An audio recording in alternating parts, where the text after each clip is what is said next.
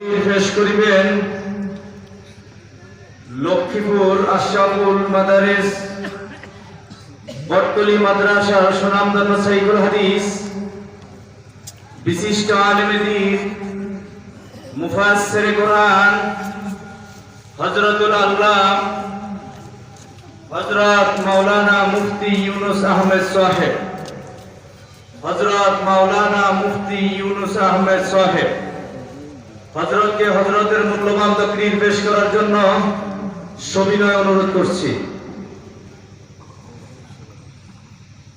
আসসালামু আলাইকুম ওয়া রাহমাতুল্লাহি ওয়া বারাকাতুহু। এই সামনে থেকে বাচ্চা কয়েকজন একটু এক পাশে বসে, তখন একটু এক পাশে বসে, এই পাশে বসে, এক পাশে সামনে আসো, বড় বাচ্চাদের সামনে এক পাশে বসে, আপনার সামনে এখান থেকে কয়েকজন ওই কোনায় যাবো।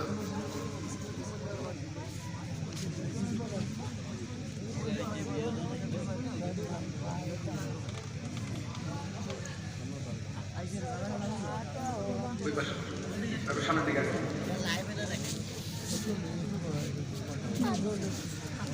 الحمد لله نحمده ونستعينه ونستغفره ونؤمن به ونتوكل عليه ونعوذ بالله من شرور أنفسنا ومن سيئات أعمالنا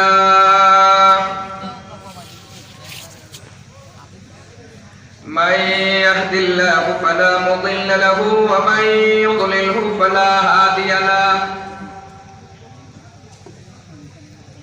ونشهد أن لا إله إلا الله وحده لا شريك له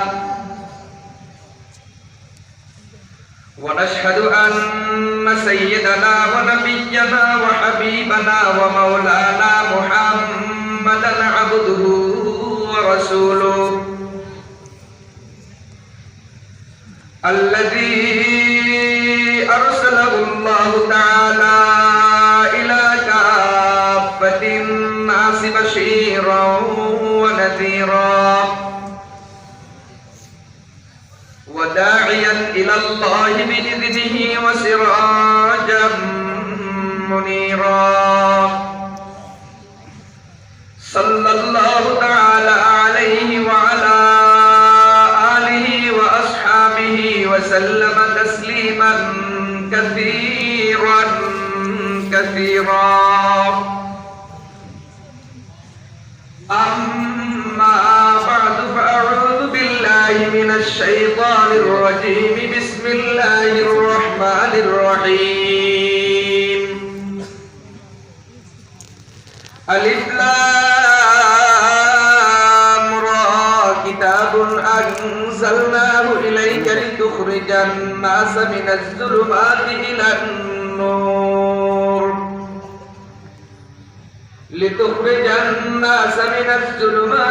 النور بإذن ربهم إلى صراط العزيز الحميد. وجاء في الحديث الشريف عن علي رضي الله تعالى عنه قال: سمعت رسول الله صلى الله عليه وسلم يقول: ألا إنها ستكون فتنة. فقلت: ما المخرج منها يا رسول الله؟ قال: كتاب الله فيه نبأ ما قبلكم وخبر ما بعدكم وحكم ما بينكم،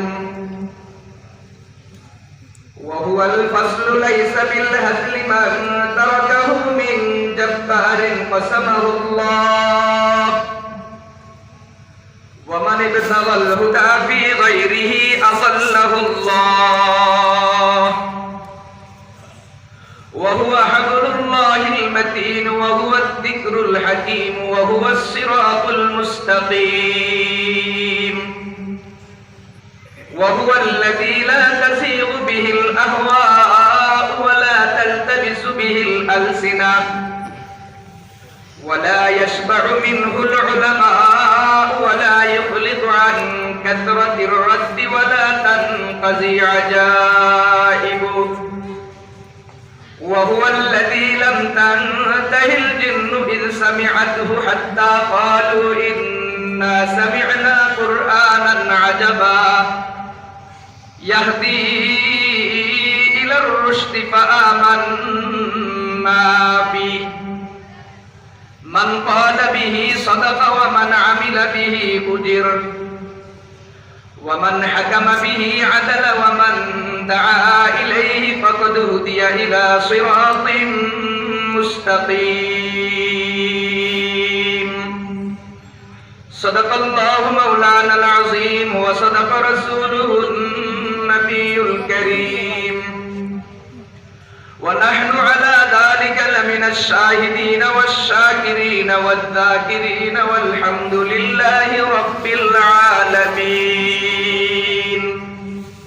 سبحانك لا علم لنا إلا ما علمتنا إنك أنت العليم الحكيم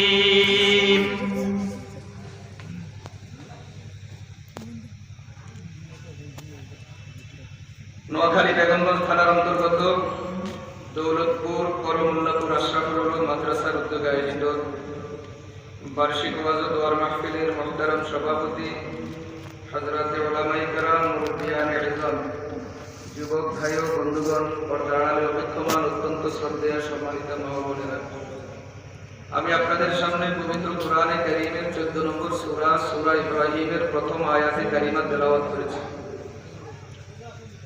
রাসূল করিম সাল্লাল্লাহু আলাইহি ওয়াসাল্লামের অসংখ্য অগণিত আহাদিসে মুবারাকা থেকে তিরমিজি শরীফে হযরত আলী রাদিয়াল্লাহু তাআলা আনহু সূত্রে বর্ণিত দীর্ঘ একখানা হাদিস শরীফ পাঠ করেছি। আল্লাহ পাক রব্বুল আলামিন তৌফিক দান করলেন প্রধান মেহমান আসা পর্যন্ত এর উপরে কিছু কথা বলবো। সূরা ইব্রাহিম কোরআনে কারীমের 14 নম্বর সূরা, আয়াত সংখ্যা মোট 52, শব্দ আছে 831, হরফ আছে 3434। কোরআনে কারীম মোট 114টা সূরা নিয়ে বিশাল একখানা আসমানি কিতাব। ইমাম ফখরুদ্দিন রাজি রাহমাতুল্লাহি আলাইহি তাফসীরে কবীরে লিখছেন, হযরত আয়েশা সিদ্দিকা রাদিয়াল্লাহু তাআলা আনহা সূত্রে আম্মাজান হযরত আয়েশা বলেন, আল্লাহ পাক রব্বুল আলামিন যত আসমানি কিতাব নাযিল করেছেন, সমস্ত আসমানি কিতাবের সমস্ত ইলমকে আল্লাহ পাক রব্বুল আলামিন কোরআন শরীফের মধ্যে ঢুকাইয়া দিয়েছেন। আর গোটা কোরআনে কারীমে যত ইলম আছে, সমস্ত ইলমকে আল্লাহ পাক রব্বুল আলামিন তার সারনির্দেশ চিবাইয়া তার রসটাকে বাহির করে আল্লাহ পাক কোরআনে কারীমে সূরা ফাতিহার মধ্যে ঢুকাইয়া দিয়েছেন। এজন্য আম্মাজান হযরত আয়েশা বলেন যে আসমানি কিতাব শুধুমাত্র কোরআনে কারীম তেলাওয়াত করলো যেন সে 104খানা আসমানি কিতাব তেলাওয়াত করে ফেলে। কোরআনে কারীম থেকে দামি কোনো কিতাব পৃথিবীতে আর আসবে না, আসতে পারে না, এই ব্যাপারে কল্পনাও করা যায় না। 114টা সূরা নিয়ে কোরআনে কারীম। আয়াত আমাদের দেশে প্রসিদ্ধ 6666। কোন একটা বর্ণনা দ্বারাও এই কথা প্রমাণ হয় না, একটা ভুল কথা আমাদের দেশে প্রসিদ্ধ হয়ে গেছে। কোরআনে কারীমের আয়াত 6666 নয়, সর্বসম্মত কোরআনের আয়াত হলো 6200। 200 উপরে খুচরা কিছু আছে, সংখ্যা এটা কত এই ব্যাপারে 6টা বর্ণনা পাওয়া যায়। ইমাম সৈয়দী রাহমাতুল্লাহি আলাইহি আল-ইতকান ফি উলুমিল কোরআনের মধ্যে সব বর্ণনাগুলি আছে। এক বর্ণনা 6214, আরেক বর্ণনা 6216, আরেক বর্ণনা 6226, আরেক বর্ণনা 6236, আরেক বর্ণনা 6228, আরেক বর্ণনা 6234। মোট 6টা বর্ণনা পাওয়া যায় কোরআনে কারীমের আয়াত সংখ্যা নিয়ে। তবে আমরা যেটা বলি ৬,৬৬৬ এটা কোথাও পাওয়া যায় না। কোরআনে কারীমের শব্দ সংখ্যা কালিমা সংখ্যা ইমাম সৈয়দীর গণনা মতে ৭৭,৯৩৬টা, আর হরফ সংখ্যা একবারে বিসমিল্লাহ বা থেকে সর্বশেষ সূরা নাসের সিন পর্যন্ত গোটা কোরআনে কারীম শব্দগুলা অক্ষরগুলা গণনা করলে, হরফগুলা গণনা করলে কোরআনে কারীমের হরফের সংখ্যা ৩,২৩,৬৭১। এটার নাম হলো আসমানি কিতাব কোরআনে কারীম। এই কথাটা বলার পিছনে যৌক্তিকতা হলো, আজকে কোরআনে শিক্ষা ব্যতীত দুনিয়াতে যত শিক্ষা প্রচলিত আছে, একবারে ক্লাস 1 থেকে নিয়ে শুরু করে শিশু শ্রেণী থেকে নিয়ে শুরু করে সর্বোচ্চ শিক্ষা বিসিএস পর্যন্ত যেই পরিমাণ বই পুস্তক পড়া হয়, কয়েক হাজার বই, কম না। সবগুলো একত্রিত করলে কয়েকটা স্কুল হবে, অথবা এভাবে বলতে পারেন সবগুলো একসাথে করলে এক ট্রাক হবে, কম না। আবার পড়ার পাশাপাশি লিখতে হয়, পরীক্ষার বাহিরে, ক্লাসের বাহিরে অনেক লেখালেখি করা লাগে। সেই খাতাগুলোকে একসাথে করলে, সংরক্ষণ করলে হয়তোবা সেখানেও আরো এক ট্রাক হয়ে যাবে। যেই কথা আমার বলা উদ্দেশ্য, এই পরিমাণ বই যে পড়লো, যে লিখলো, আর যেই ছাত্র, যে ওস্তাদ পড়াইলো, আর এই সন্তানরা যে মা বাবার সন্তান, বলেন তো এদের প্রত্যেকের আমলনামার মধ্যে কয় নেকি জমা হবে? বলতে পারবে কেউ? এই কথা বলার মতো ক্ষমতা কারো আছে? আচ্ছা বলেন তো, এখন বর্তমান বাংলাদেশের সবচেয়ে বড় মুফতির নাম মুফতি শাহরিয়ার কবির, এই বলতে পারবে?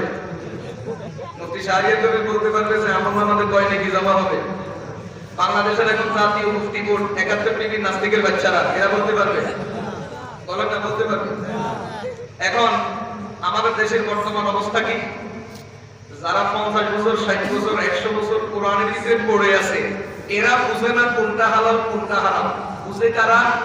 নোয়াখালীর ভাষায় বুঝতে মজা হবে, নোয়াখালীর ভাষায় পড়লে বুঝতে ভালো লাগবে, এই জন্য নোয়াখালীর ভাষায় পড়ে। নোয়াখালীর ভাষায় কয় মুখি হানিল না, আগে বসে না। এরকম মুসলমানে এখন কোরআন শরীফ বুঝে, আর যারা যাদের জীবনটাকে, গোটা জীবনটাকে কোরআনের ভিতরে ওয়াক্ফ করে দিয়েছে, তারা এখন কোরআন হাদিস বুঝে না। বলেন না কেন? আগে বলে কুৎসাই লেজ তুলে কেউ, এখন সময় পরিবর্তন হয়েছে, এখন লেজে কুৎসা গুড়ায়। মুসলমানের গৌরবের ইতিহাস, খোলাফায়ে রাশিদিনের ৩০ বছর ইতিহাস স্মরণ করেন। এরপরে আব্বাসীদের ৯০ বছরের ইতিহাস, বনু উমাইয়াদের ৫০৮ বছরের ইতিহাস, ওসমানীদের ৬৩৪ বছরের ইতিহাস, ভারতবর্ষের মুঘলদের ২৮০ বছরের ইতিহাস, স্পেনে মুসলমানের ৮০০ বছরের ইতিহাস। আল্লাহর কসম করি বলি, যেখানে মুসলমান ইজ্জতের সাথে ক্ষমতা চালাইছে, ওই সব সমাজে, ওই সব দেশে ওলামাদের হাতে নেতৃত্ব ছিল। যেই দেশের নেতৃত্ব আলেমদের হাতে যাবে, ওই দেশ পৃথিবীতে সফল দেশ, ওই দেশের রাজনীতি সফল, ওই দেশের শিক্ষানীতি সফল, ওই দেশের ব্যবসা সফল, ওই দেশের ক্ষমতা সফল। আর আলেমদেরকে ক্ষমতার থেকে দূরে সরাইয়া তোমরা যারা ক্ষমতা নিয়ে আসো, তোমরা যারা চেয়ার ভাগাভাগি করো, তোমাদের ক্ষমতার মাধ্যমে এই দেশের জনগণকে কিছু দিতে পারবে না, সুশাসন দিতে পারবে না, ইনসাফ দিতে পারবে না, ন্যায় পরায়ণতা দিতে পারবে না, শুধু কামড়াকামড়ি করে মুসলমানের রক্ত ঝরাইতে পারবা। কথা বলেন না কেন? যতদিন পর্যন্ত পৃথিবীতে মানুষ শান্তিতে থাকবে, ততদিন পর্যন্ত পৃথিবীতে মানুষ কামিয়াবির রাস্তায় থাকবে। যতদিন পর্যন্ত মুসলমানের নেতৃত্ব, মুসলমানের দেশের নেতৃত্ব, পৃথিবীর নেতৃত্ব আলেমদের হাতে থাকবে। এবং এটাই সত্য কথা, যতদিন পৃথিবীর নেতৃত্ব আলেমদের কাছে ছিল, ততদিন পৃথিবীতে শুধু মুসলমান নয়, সব ধর্ম মতের মানুষ শান্তিতে ছিল। আর যখন আলেমদের হাত থেকে নেতৃত্ব ছিনিয়ে নেওয়া হয়েছে, আলেমদেরকে যখন কৌশলে ক্ষমতা থেকে দূরে সরানো হয়েছে, তখন থেকে মুসলমানের দেশ সহ গোটা পৃথিবীর সব দেশগুলোতে আল্লাহর গজবের আগুন জ্বলা শুরু হয়েছে। যেই আগুনে বাংলাদেশ জ্বলে, যেই আগুনে পাকিস্তান জ্বলে, যেই আগুনে ভারত জ্বলে, যেই আগুনে চীন, জার্মানি, রাশিয়া জ্বলে, যেই আগুনে আমেরিকা জ্বলে, যেই আগুনে স্পেন জ্বলে, যেই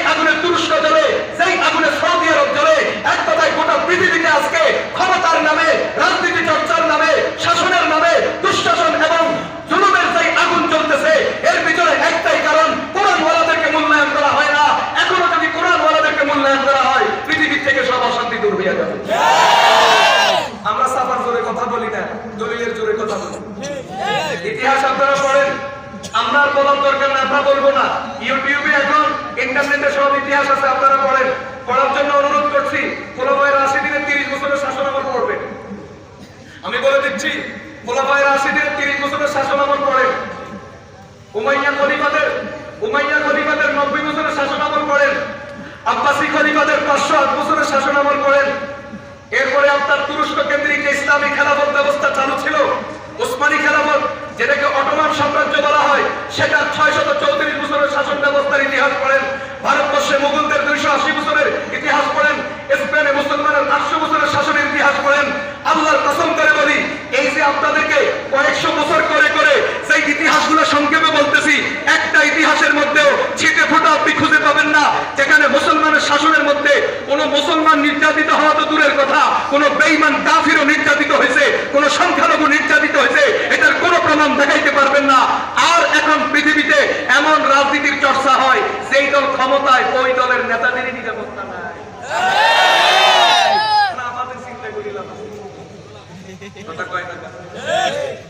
শুনেন, আমরা বহু নেতার লগে মাঝে মাঝে একান্তে কিছু আলাপ আলোচনা করি। এক নেতা কিছুদিন আগে আমারে বলতেছে, জেলা পর্যায়ের নেতা, হুজুর এখন শত্রু ঘরের ভিতরে আমাদের শত্রু আমরা, আমরা এখন এই দেশের কারণে আমাদের শত্রু মনে করি না, আমাদের দলের লোকদেরকে আমরা আমাদের শত্রু মনে করি।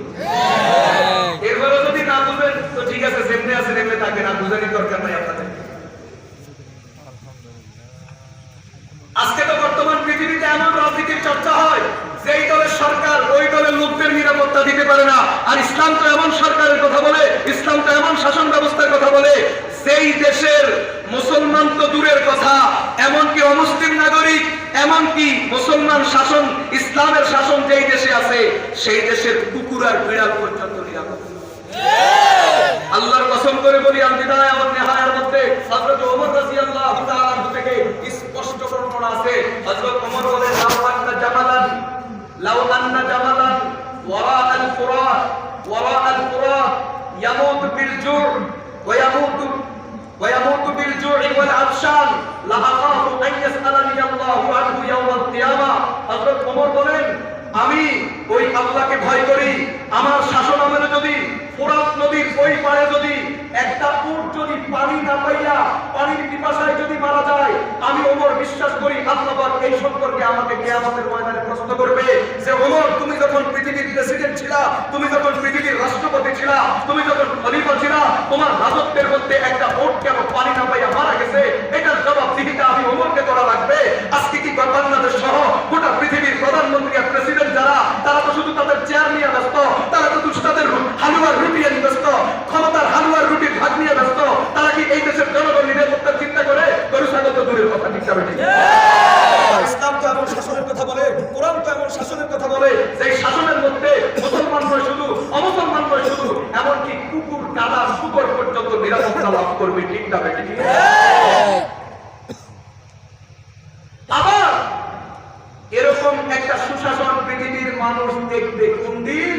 যেদিন হযরত মাহদী আলাইহিস সালাতু ওয়াস সালাম আসরের নামাজের সময় সিরিয়ার রাজধানী দামেস্কের উত্তর পূর্ব কোণের সাদা মিনারওয়ালা মসজিদের গম্বুজের উপরে যখন আসরের সময় তৃতীয় আসমান থেকে দুইজন ফেরেশতার কাঁধে ভর করে যেদিন তাশরীফ আনবেন, ওদিন আবার পৃথিবীর মানুষ সেই ইনসাফ দেখবে, যেই ইনসাফ হযরত ওমরের যুগে দেখেছে। আবার পৃথিবীর মানুষ সেই ইনসাফ দেখবে, যেই ইনসাফ রাসূল কারীমের যুগে দেখেছে। আবার পৃথিবীর মানুষ সেই ইনসাফ দেখবে, যে ইনসাফ ওমর বিন আব্দুল আজিজের জামানায় দেখেছে। আবার পৃথিবীর মানুষ তো সেই ইনসাফ দেখবে, যে ইনসাফ আমির মুআবিয়ার যুগে দেখেছে। আবার পৃথিবীর মানুষ তো সেই ইনসাফ দেখবে, যে ইনসাফ তো সিদ্দিক আকবরের যুগে দেখেছে। আবার পৃথিবীর মানুষ তো সেই ইনসাফ দেখবে, যে ইনসাফ ওসমান ইবনে আফফানের যুগে দেখেছে। আবার পৃথিবীর মানুষ তো সেই ইনসাফ দেখবে, যে ইনসাফ হযরত আলীর যুগে দেখেছে। আবার পৃথিবীর মানুষ তো সেই ইনসাফ দেখবে, যে ইনসাফ বাদশা আলমগীরের যুগে ভারতবর্ষের মুসলমান দেখেছে। একটাও চাপার জোরে বলা কথা নয়, চাপার জোরে বলার জন্য তোমাদেরকে দিলাম, কারণ তোমাদের তো চাপা ছাড়া আর কোনো কিছুই নেই। আমরা চাপা দিয়া বলার দরকার নেই, কারণ আমাদের সবচেয়ে বড় এটা যতদিন পর্যন্ত আছে ততদিন পর্যন্ত মুসলমান চাপা দিয়া কথা বলা লাগবে না, শুধু এখান থেকেই করবে। মহাসত্যের উপর মহাসত্য প্রমাণ হয়ে যাবে। এখানে কোনো অনর্থ কথা নাই, এখানে কোনো বেদুতা বক্তব্য নাই, এখানে কোনো মন করার কথা নাই। এটা হলো সত্য আর মিথ্যার মাঝে চিরন্তন ফয়সালাকারী বা ব্যবধান সৃষ্টিকারী, সমস্ত সমস্যার সমাধানকারী। এর নাম সাফার জোরে কথা বলার দরকার তোমাদের বলার দরকার, কারণ তোমাদের কাছে এখানে তোমাদের কাছে কি নাই, এই জন্য তোমরা সাফার জোরে বলো। আমাদের কাছে যেহেতু এটা আছে, অতএব আমরা যা বলবো সব এখান থেকে, আমরা এখান থেকে বলবো, এর বাইরে যাবো না। এখান থেকে বলে বলে তোমাদেরকে এমন ফ্যাসিলিটিতে ভালাম, এখান থেকে নোয়াখালী না হাড়া হচ্ছে ধীরে ধীরে আটকা পড়ে এখান থেকে বাড়ি কত কয় টাকা বুঝেন নাই? ও ভাই বলতেছিলাম, ইনসাফ পৃথিবীতে অতীতে ছিল, যখন ছিল তখন কোরআনের কাছে কারণে ছিল, আবার ভবিষ্যতে পৃথিবীতে ইনসাফ প্রতিষ্ঠা হবে, যখন প্রতিষ্ঠা হবে তখন কোরআনের কারণে প্রতিষ্ঠা হবে। এক ছিল, এক আসবে, এই দুইয়ের মাঝখানে এখন পৃথিবীতে ইনসাফের আলিফও নাই, ইনসাফ শব্দের রস্যইও নাই, না থাকার কারণ মানুষ কোরআন ছেড়ে দিয়েছে, ঠিক না বেটি? যেদিন আবার পৃথিবীতে পুনরায় ইনসাফ প্রতিষ্ঠা হবে সেদিন অপশন তিনটা। কয়টা? যারা ওই যে ফেসবুক ইন্টারনেট ঘাটেন তারা জানেন অপশন তিনটা। শুনেছেন আমাদেরকে কথা কয়টা? কিছুদিন আগে একজনেরা শুনেছিল অপশন তিনটা, হয়তো আমাদের কথা মানবা না হয়, কিন্তু না হয় কিন্তু শুনেছেন তিন অপশন। এখন শুনো, আমরাও তোমাদেরকে তিনটা অপশন শুনাইতেছি। যেদিন আবার পৃথিবীতে ইনসাফ প্রতিষ্ঠা হবে সেদিন অপশন কয়টা? বলেন কয়টা? কায়ের জোরে না দলিলের জোরে? সাফার জোরে না কোরআন হাদিসের জোরে? এক নম্বর অপশন, বাংলাদেশ ছাড়ে কি সোজা হইছে? কথা কয়টা? এক নম্বর অপশন, বাংলাদেশ ছাড়ি মানে সত্যিকার অর্থে দিলে প্রাণে কালিমার ঘোষণা দিবে, কালিমা অনুযায়ী জীবন চালাইবে, এক নম্বর। দুই নম্বর, রাসূল কারীম সাল্লাল্লাহু আলাইহি ওয়াসাল্লাম বলেন, হযরত ঈসা আলাইহিস সালাতু ওয়াস সালামের নজর যেই পর্যন্ত যাবে, হযরত ঈসার নজর যেই পর্যন্ত যাবে, ইমানদারের নজর যেই পর্যন্ত যাবে, ওই পর্যন্ত সমস্ত এই ইমানগুলা এমন ভাবে ধ্বংস হবে যেমন লবণের ভিতরে পানি পড়লে পানির খেলায় লবণ গলে যায়। সাফার তুমি বলার দরকার নাই, এটা রাসূল বলছে, আমরা বিশ্বাস করি, কারণ আমাদের রাসূলের কথার কোনো ভুল ইমানদার তো দূরের কথা, দুশমনরাও ধরতে পারে না। কথা বুঝতে পারছেন? তিন নম্বর অপশন, কালমাও পড়বা না, গলেও যাইবা না, তো কি হবে? জীবন বাঁচানোর জন্য পালাইবা। কোথায়? দেয়ালের পিছনে, পাথরের পিছনে, পাহাড়ের পিছনে, গাছের পিছনে। চার জায়গা আছে হাদিসের মধ্যে। কয় জায়গা? ভিন্ন ভিন্ন শব্দ। কয় জায়গাতে পালাইবা? পাহাড়ের পিছনে, দেয়ালের পিছনে, গাছের পিছনে, পাথরের পিছনে। যেখানে পালাইবা ওখান থেকে কথার আওয়াজ আসবে। গাছের পিছনে পালাইবা তো গাছ কথা বলা শুরু করবে, পাহাড়ের পিছনে পালাইবা পাহাড় কথা বলা শুরু করবে, দেয়ালের পিছনে পালাইবা দেয়াল কথা বলা শুরু করবে, পাথরের পিছনে পালাইবা পাথর কথা বলা শুরু করবে। কি কথা বলবে? আল্লাহর নবী তো আমাদেরকে ওইটাও জানায় গেছেন, সহিহ মুসলিমের বর্ণনা, قال النبي صلى الله عليه وسلم لا تقوم الساعة حتى يقتل المسلمون اليهود وحتى يختبئ اليهودي من وراء الشجر والحجر فيقول الحجر والشجر يا مسلم هذا يهودي خلفي خذه فاقتله। আল্লাহর নবী বলেন ততদিন পর্যন্ত কিয়ামত কায়েম হবে না যতদিন পর্যন্ত পৃথিবীতে মুসলমান আল্লাহর নবীর উম্মত বেঈমানদেরকে ইহুদিদেরকে হত্যা না করবে, ততদিন পর্যন্ত কিয়ামত কায়েম হবে না। আর ততদিন পর্যন্ত কিয়ামত কায়েম হবে না যতদিন পর্যন্ত ইহুদিরা প্রাণের ভয়ে জীবন বাঁচানোর জন্য, তখন তোমাদের কোনো পারমাণবিক কিন্তু কামে আইতো না। সোজা কথা,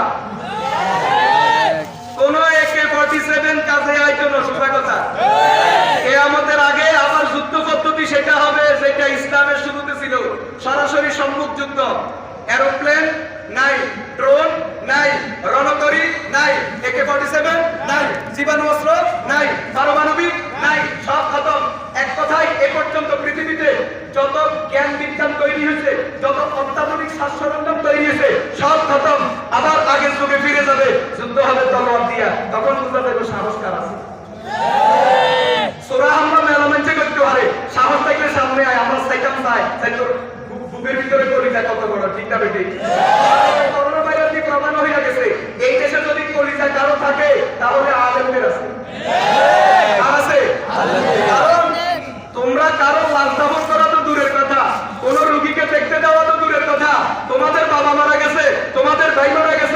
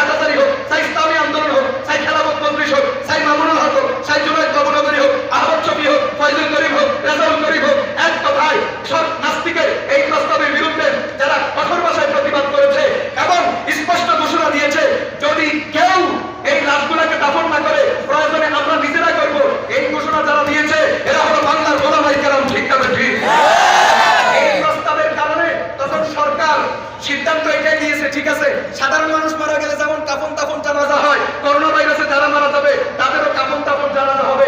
আল্লাহর কসম করে বলি, করোনা ভাইরাসে এ পর্যন্ত বাংলাদেশের কোনো আলেম মারা যায় নাই। কওমি মাদ্রাসা খোলা হয়েছে 5 মাস হয়েছে, এ পর্যন্ত কোনো ছাত্র মারা যায় নাই। মারা গেছে তোমাদের বাগা বাগা নেতা, তোমাদের অ্যাটর্নি জেনারেল, তোমাদের মন্ত্রী, তোমাদের এমপি, তোমাদের সচিব, তোমাদের উপসচিব, তোমাদের এমপি, তোমাদের এমপি তো তোমাদের এমপির বাচ্চা, তোমাদের শিল্পপতি, হাজার কোটি টাকার মালিক, শত কোটি ডলারের মালিক, হাজার হাজার সম্পদের মালিক, তারা মারা গেছে। যদি ওলামায়ে কেরাম তখন প্রতিবাদ না করতো আর নাস্তিকরা যে প্রস্তাব দিছে ওইটা যদি পাশ হইয়া যেত, তাহলে তোমাদের মন্ত্রীর লাশ পোড়া হইতো, তোমাদের এমপির লাশ পোড়া হইতো, তোমাদের সচিবের লাশ পোড়া হইতো, তোমাদের অ্যাটর্নি জেনারেল লাশ পোড়া হইতো, তোমাদের প্রধান বিচারপতির লাশ পোড়া হইতো। তোমাদের ইজ্জত বাঁচাইছে একমাত্র ওলামায়ে কেরাম। এজন্য খদ্দার বেদবাবা বাচ্চারা মুখ খুলবি না, আলেমের বিরুদ্ধে কথা বলার তোদের কোনো হিম্মত নাই, কোনো সাহস নাই, কোনো অধিকার নাই, তোরা কথা বলতে পারবি না। কথা বলবে আলেমরা, সাহস আছে আলেমদের। তখন ছোড়ারা কোথায় ছিলি?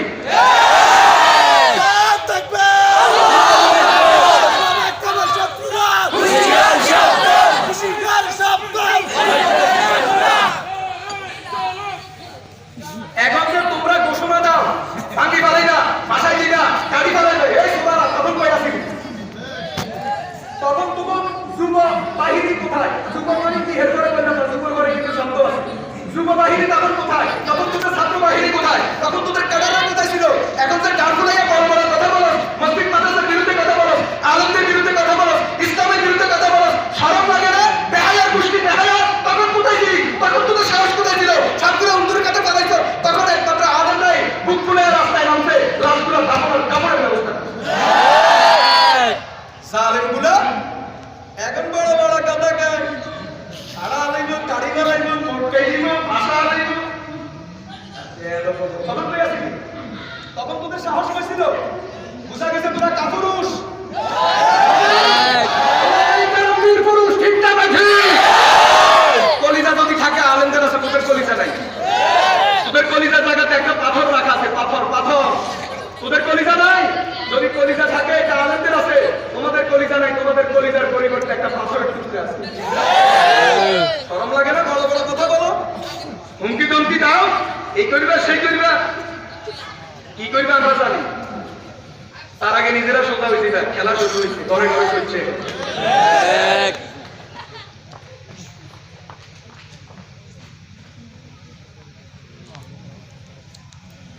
কথা বলতেছিলাম প্রোগ্রাম থেকে, খেয়াল আছে নি আপনাদের? খোলাফায়ে রাশিদিন বলছিলাম অপশন 3টা, কয়টা? 3 নম্বর আল্লাহর নবী বলছেন ততদিন পর্যন্ত কিয়ামত কায়েম হবে না যতদিন পর্যন্ত এরা না পালাইবো। কোথায় পালাইবো? গাছের পিছনে, দেয়ালের পিছনে, পাথরের পিছনে। সেখানেই পালাইবে। গাছ কথা বলবে, দেয়াল কথা বলবে, পাথর কথা বলবে। কি বলবে? ইয়া মুসলিমু, এই মুসলমান এদিকে আসো।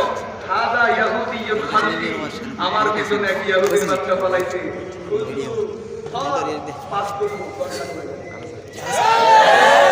আল্লাহর নবী বলেন এটা যতদিন পর্যন্ত না হবে ততদিন পর্যন্ত কিয়ামত কায়েম হবে। কথা বুঝে আসছে? আর এই কথার খোলাসা কি? 3 অপশনের বাস্তবায়নের খোলাসা কি? মুসনাদ আহমদের বর্ণনায় পাওয়া যায়। মিশকাতে আছে হাদিস, হযরত বিকতাব ইবনে আসওয়াদ রাদিয়াল্লাহু তাআলা বয়ান করেন, আল্লাহর নবী স্পষ্ট বলেন, লা তাকুমুস সাআ লা ইয়াবকা আলা যাহরিল আরদি বাইতু মাদারিন ওয়ালা ওয়াদারিন ইল্লা আদখালাহু আল্লাহু কালিমাতাল ইসলাম বিইজ্জি আজিজিন ওয়া যুল্লি যালিল আও কামা ক্বালা আলাইহিস সালাতু ওয়াস সালাম। আল্লাহর নবী বলেন ততদিন পর্যন্ত কিয়ামত কায়েম হবে না যতদিন পর্যন্ত পৃথিবীর গ্রামে, শহরে, কাঁচাঘর, পাকাঘর সব জায়গাতে ইসলামের কালিমা প্রবেশ না করবে। অপশন কয়টা? 3টা। তোমরা আমাদেরকে 3 অপশন শুনাইছো, আমরা তোমাদেরকে 3 অপশন শুনাই দিলাম। এখন আমরাও বললাম দেখা যাক খেলা হবে কে হারে কে জিতে। ভাইরা আমার বলতেছিলাম পৃথিবীতে যত জ্ঞান বিজ্ঞান আছে, যত বই পুস্তক আছে, সবগুলা যদি কয়েক হাজার পৃষ্ঠাও যদি পড়া হয়, উল্টানো হয়, একটা নেকি কারো আমলনামার মধ্যে লেখা হবে, এই কথা বলার কোনো ক্ষমতা পৃথিবীর কোনো বাপের বেটার নাই। কিন্তু আল্লাহর কোরআন এটা এমন একটা কিতাব, এই কিতাবের মধ্যে এমন আসর, এমন বরকত।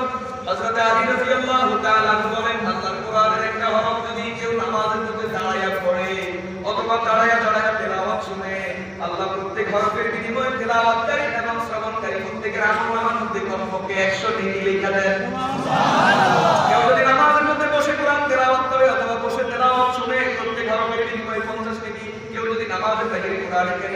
সাথে তেলাওয়াত করে, ওযুর সাথে শুনে প্রত্যেক হরফের বিনিময়ে 25 নেকি। কেউ যদি ওযু ছাড়া তেলাওয়াত করে, ওযু ছাড়া শুনে প্রত্যেক হরফের বিনিময়ে 10 নেকি। আমি 3:30 বাজে ওযু করছি, এখনো ওযু আছে। সূরা ইব্রাহিমের প্রথম আয়াত পড়ছি, এখানে হরফ আছে 87 টা। 87 গুণন 25 আর আপনার নামাজ জমা হয়ে গেছে। আর আপনাদের যাদের ওযু আছে একটা খেয়াল করে শুনলে কয়েক হাজার নেকি আমার নামাজ সুবহানাল্লাহ। কথা কয়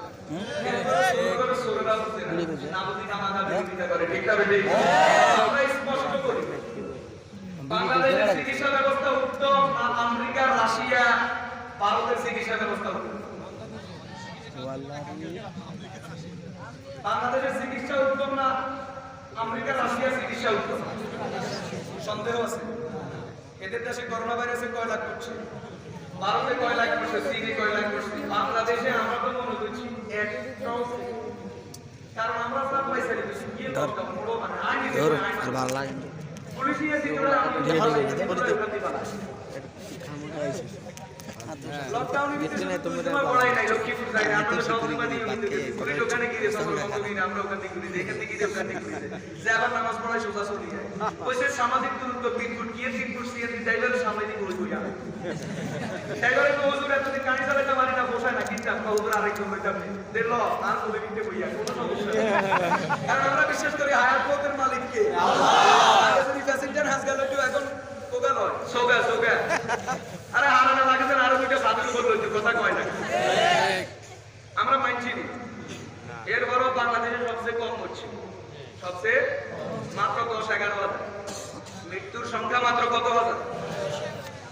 আপনি যত রকমের যুক্তি দিবেন, আমি কোন যুক্তি মানতে রাজি নই। আর আমি যে যুক্তি দিব, এই যুক্তি কালার মতো ক্ষমতা বাংলাদেশের কোনো বাপের বেটার নাই। আমরা সোজা কথা বুঝি, বাংলাদেশের মুসলমান যেখানে লক্ষ লক্ষ মরার কথা, সেখানে মাত্র গুটি কয়েক হাজার মহিলা, বাকি সবাই যে বেঁচে আছে একটাই কারণ, বাংলাদেশের 2.5 লক্ষ মসজিদ, 54,000 মাদ্রাসা খোলা ছিল, সেখানে নিয়মিত ইবাদত হয়েছে, তেলাওয়াত হয়েছে, জিকির আজকার হয়েছে, কালাল্লাহ কালার রাসূল হয়েছে। এই কারণে আল্লাহ পাক বাংলাদেশের মুসলমানকে হেফাজত করেছে।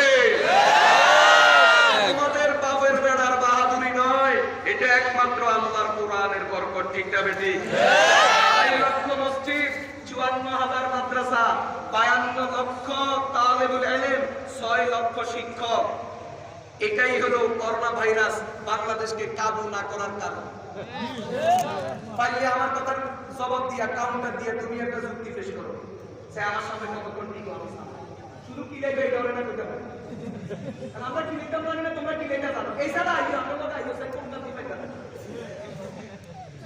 কিল বাদ দিয়ে আসো, আগে যুক্তি কি লেখা না, কেউ কারণে কি লেখা না, শুধু কথা দিয়া নির্বিঘ্নে নির্ভীকভাবে কথা বলার সুযোগ তোমারও দিলাম, আমারও দাও, দেখি তুমি আমার লগে কতক্ষণ টিকতে পারো। আমার মামুনুল লোকের ফজল করিম তো দরকার নেই, শুধু আমার লগে আসো, আমি দেখি সে কতক্ষণ টিকতে পারো। কথা কয় না, ওদের দরকার নাই, আমার মতো এক সাধারণ মুরব্বির সামনে আসো কতক্ষণ টিকবে। যে কথাটা বলতেছিলাম, মুসলমান সবচেয়ে বড় বরকতের কিনা কথা বলেন না কেন, সবচেয়ে বড় বরকত কি? কোরআন যতদিন আছে ততদিন মুসলমানের কোনো কি নাই, ভয়, মুসলমানের কোনো পরাজয় নাই। আর যখন কোরআন ছাড়বেন তখন লাথি খাওয়া কারে কয়, হাড়ে হাড়ে টের পেয়ে। আল্লাহর কোরআনের মধ্যে এত বরকত। ইমাম আহমদ বিন হাম্বল রাহমাতুল্লাহ আলাইহি জগৎ বিখ্যাত একজন মুহাদ্দিস, তিনি প্রায় 10 লক্ষ হাদিস মুখস্থ ছিলেন। 6 লক্ষ হাদিস, 10 লক্ষ হাদিস মুখস্থ ছিল ইমাম আহমদ বিন হাম্বলের। ইমাম আহমদ বিন হাম্বল রাহমাতুল্লাহ আলাইহি স্বপ্ন যুগে আল্লাহকে জিজ্ঞাসা করেছেন, কাকে? আল্লাহকে। বুঝলেন কথা? দুনিয়াতে থাইকা সরাসরি আল্লাহকে দেখা সম্ভব নয়। মুসা আলাইহিস সালাম দেখতে চাইছে, বেজাল হইয়া গেছে, দেখতে চাইছে, বেজাল হইয়া গেছে, সরাসরি দেখতে পারবে না। তবে স্বপ্ন যুগে কেউ হয়তো যোগাযোগ করতে। আর এটা আমাদের রাসূল সাল্লাল্লাহু আলাইহি ওয়াসাল্লাম ওনার জীবনে বহুবার ঘটছে। উনি জীবনে স্বপ্নের মাধ্যমে আল্লাহকে বহুবার দেখছেন, আল্লাহর সাথে কথা বলছেন। আর যুগে যুগে সত্যিকার অর্থে নায়েব রাসূল যারা, তাদের জীবনেও এই ঘটনা অনেকবার ঘটছে। যেমন মুসনাদে আহমদ এবং সুনানে তিরমিজির মধ্যে এক বর্ণনা পাওয়া যায়, লম্বা এক হাদিস। হযরত মুআয ইবনে জাবাল রাদিয়াল্লাহু তাআলা আনহু বলেন, কুনতু সাল্লাল্লাহু রাসূলুল্লাহ সাল্লাল্লাহু আলাইহি ওয়াসাল্লাম যাতা গাদাতিন আন সালাতিস সুবহি, একদিন আমরা মসজিদে নববীতে রাসূলের পিছনে ফজরের নামাজ পড়বই অপেক্ষায় আছি। কিন্তু রাসূলের আসার কোনো খবর নাই। এই সময় আসার কথা নাই, মুসলিমের সবাই অপেক্ষায় আছে, রাসূল আসেন। এমন দেরি করতেছেন, অবস্থাটা হলো এমন, হাত্তা কিন্না নাতারাহা আইনা শামসি, মনে হয় যেন সূর্য উঠে যাবে যাবে অবস্থা, আমাদের ফজর নামাজ কাজা হওয়ার অবস্থা। বুঝেন নাই কথাটা? আর একটু দেরি করলে ফজর নামাজ কি হবে? কাজা হবে। এখন আমরা যে কাউকে ইমাম বানাইয়া দিব আর তার পিছনে নামাজ পড়াবো এই সুযোগও নাই। কেন? নবীর উপস্থিতিতে উম্মতের জন্য ইমামতি করা যায়। নবীর উপস্থিতিতে উম্মতের ইমামতি কি নাই? এখন রাসূল তো মদিনাতে আছে, আম্মা জানদের কোনো একজনের হুজরাতে আছে, আমরা নিশ্চিত জানি। তাহলে আমরা কিভাবে এখন আরেকজন ইমাম বানাবো? এই জন্য আমরা কাউকে ইমাম বানাই না, রাসূলের অপেক্ষায় আছি, অথচ সূর্য উঠে যাওয়া যাবে অবস্থা। এর ভিতরে আমরা দেখলাম মাহরাজা সারিয়া ফাসুবিদা বিসসালাতি ফাসাল্লা রাসূলুল্লাহ সাল্লাল্লাহু আলাইহি ওয়াসাল্লাম ওয়াতাজাওয়াজা ফি সালাতিহি। হযরত মুআজ বলেন, দেখলাম রাসূল খুব দ্রুত আমাদের কোনো একজনের ভিতর থেকে বেরিয়ে আসলেন। রাসূলকে দেখা মাত্রই হযরত বেলাল ইকামত দিয়ে দিলেন। ইকামত দেওয়ার পরে রাসূল দাঁড়াইয়া 2 রাকাত নামাজ পড়ায়া দিলেন, সংক্ষিপ্ত কেরাত দিয়ে সূরা নাস পালাক দিয়া। ফালাম্মা সাল্লামা, রাসূল যখন নামাজ শেষ করলেন, সালাম যখন ফিরাইলেন, দাঁড়া বিসাউতিহি, বড় আওয়াজে উঁচু আওয়াজে আমাদেরকে ডাক দিলেন, ফাকালা লানা আলা মাসাবিকুম কামা আনতুম, যে যেখানে সবের মধ্যে আছো সম্মান বানাও, ওখানে বসে থাকো। সুম্মা ফাতালা ইলাইনা, এরপরে রাসূল আমাদের দিকে ফিরে দাঁড়াইলেন, মুসলিমদের দিকে ফিরে দাঁড়াইলেন, দাঁড়ায় বলেন, আমা ইন্নী সাউহাদ্দিসুকুম মা হাবাসানি আনকুমুল গাদাতা, কি কারণে আমি আজকে ইমামতি করতে দেরি করছি, আজকে আসতে দেরি করছি, কারণ কি এই সম্পর্কে আমি তোমাদেরকে না বলে আজকে তোমাদেরকে ছুটি দেব না। এরপরে রাসূল বলতে শুরু করলেন, ইন্নী কুনতু মিনাল লাইলি ফাতাওয়াজ্জাতু ওয়া সাল্লাইতু মা কুতিবা লি আন উসাল্লিয়া, আমি রাতে তাহাজ্জুদ পড়া আমার নিয়মিত অভ্যাস। হযরত আয়েশা রাদিয়াল্লাহু তাআলা আনহা তিনি বলেন, মা কানা ইয়াজিদু রাসূলুল্লাহ সাল্লাল্লাহু আলাইহি ওয়াসাল্লাম ফি রমাদান ওয়া ফি গায়রিহি আলা 11 রাকাতান, রাসূলের নিয়মিত অভ্যাস ছিল রাসূল 7 রাকাত তাহাজ্জুদ পড়তেন, 3 রাকাত ফিজরের নামাজ পড়তেন, এটা রাসূলের নিয়মিত একটা অভ্যাস ছিল। তবে মাঝে মাঝে বেশি কম করতেন, কখনো 8 এর পরিবর্তে 10, কখনো 8 এর জায়গাতে 10, কখনো 10 এর জায়গাতে 12, আবার কখনো কমাইতেন 8 এর জায়গাতে 6, 6 এর জায়গাতে 4, 4 এর জায়গাতে 2, এটা ছিল রাসূলের মাঝে মাঝে পরিবর্তন, কিন্তু নিয়মিত অভ্যাস ছিল রাসূল 8 রাকাত তাহাজ্জুদ পড়তেন। আল্লাহু আকবার। রাসূল বলেন, আমি আমার অভ্যাস অনুযায়ী তাহাজ্জুদের নামাজ পড়ার জন্য আমি আমার বিছানা থেকে উঠে গেলাম। বিছানা থেকে উঠার পরে ওযু বানাইলাম, ওযু বানানোর পরে নামাজে বিছানায় দাঁড়াইলাম, 2-4 রাকাত করে পড়তে শুরু করলাম। এর ভিতরে আমি দেখি ফানা আসতু হাত্তা উসতুসকিলতু, আমার ঘুম আসতে শুরু করছে, আমার জীবানি আসতে শুরু করছে, এমন ঘুম এমন জীবানি, মনে হয় যেন আমি দাঁড়ানোর থেকে পড়ে যাব, এমন একটা অবস্থা। এর ভিতরে আমি দেখি ফাইজান আনা বিরব্বি তাবারাকা ওয়া তাআলা ফি আহসানি সূরাতিন, এর ভিতরে আমি দেখি আমার মালিক আমার সামনে দাঁড়াইয়া আছে। তুমি নামাজে দাঁড়াইলে মুরগে দাঁত খায়নি এটা দেখো, আর আমার রাসূল নামাজে দাঁড়াইলে কাকে দেখে? কাকে দেখে? কাকে দেখে? ফাইজান আনা বিরব্বি তাবারাকা ওয়া তাআলা ফি আহসানি সূরাতিন, আমি দেখি আমার মালিক আমার সামনে দাঁড়ায় আছে, দাঁড়ায় আমাকে বলে, ফাকালা ইয়া মুহাম্মদ, আমাকে ডাক দিয়া বলে, ও মুহাম্মদ। আমি বলি, লাব্বাইকা রব্বি, মালিক আমি তো আপনার সামনে হাজির। মালিক আমাকে জিজ্ঞাসা করেন, বলো তো বিমা ইয়াস্তাসিমুল মালাউল আলা, ও মুহাম্মদ বলো তো দেখি আমার আরশ বহনকারী ফেরেশতারা সব সময় একটা বিষয় নিয়ে আলোচনা করে, বলতে পারবানি তাদের আলোচনার বিষয়বস্তু কি? আমি জবাব দিলাম, লা আদরি আল্লাহ, এটা তো আমি জানি না। আল্লাহ আবার আমাকে জিজ্ঞাসা করেন, বলো তাদের আলোচনার বিষয়বস্তু কি? আমি জবাব দিলাম, জানি না। মালিক আমাকে আবারও জিজ্ঞাসা করে, বলো তাদের আলোচনার বিষয়বস্তু কি? আমি বলি, আমি জানি না।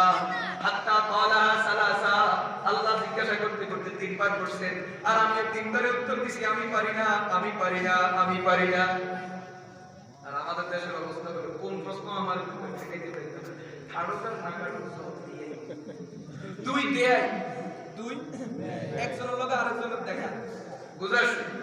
এক ব্যয় হলো সুতার ব্যবসা, আরেক ব্যয় হলো পানের ব্যবসা। কিসের ব্যবসা? তো এখন 2 ব্যয়ের এক ব্যয় সালাক, আরেক ব্যয় একটু কি বোকা দুইদের নোয়াখালী ভাষায় ঢুকে দেবো, কি কর? এখন এক ব্যয়ের লগে আরেক ব্যয় থেকে, ব্যয় আপনার মাথায় কি পা, তো ব্যয় ছন্দ মিলে জবাব দিছে, তা নাকি আপনার তা। এখন বাড়ির চাই বড় শুনে কি আছে কইরিও, আঙ্গুকার হরুর লগে দেখা হইছে, কইছে কি কইছে, কোন আরে জিজ্ঞেসে আমার মাথার কি, আমি বললাম হ্যাঁ, হে আরো জবাব দিছে, তা নাকি আমরা তা, কথা আপনি কিছু করুন, পাই গেল আমনে তো উনি তো হুঁদার ব্যবসা করে, কালকে যখন আপনার লোকে ফতে দেখাইবো আমরা যখন বেয়াই আমরা মাথা কি তুমি জবাব দিব সুদা আমরা যখন দিব একটা দুটা তাহলে তো কথা কয় ঠিক পরের দিন গো জবাব শিখে দিছে গোর জবাব এটা পড়তে গেছে বেশি পড়ার কারণে গেছে এখন চাইয়া বেয়ারি শিখাই বেয়াই আপনার মাথা কি অসুবিধা এখন ওই যে জবাব এটা আমাদের দিব বুঝাইতে তো চলে এখন আমনেরে কত করে বলবো আমনের গলার কি বাঁধি দিব দেখেছিলেন এটা কি এখন বেয়াই একটা বাপ খাচ্ছে নি ও কারোকার নাগাল সেসাইতে কইবে